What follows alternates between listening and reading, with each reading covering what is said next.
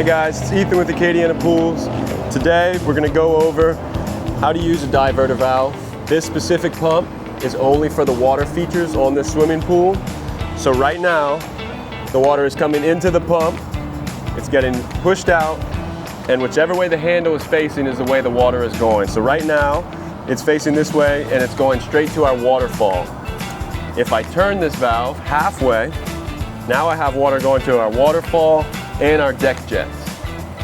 If I have deck jets or my waterfall on, I'm going to want to make sure either this pump is off before I go to sleep, or I'm going to want to make sure the deck jets and a waterfall in certain situations is off before I leave the pool. Because if this pump kicks to a low speed and the deck jets are still on, it could drain your pool. So you always want to keep an eye on that just to make sure the water is returning back to the swimming pool. But other than that, it's easy to use. Just have to remember whichever way the handle's facing is the way the water's going.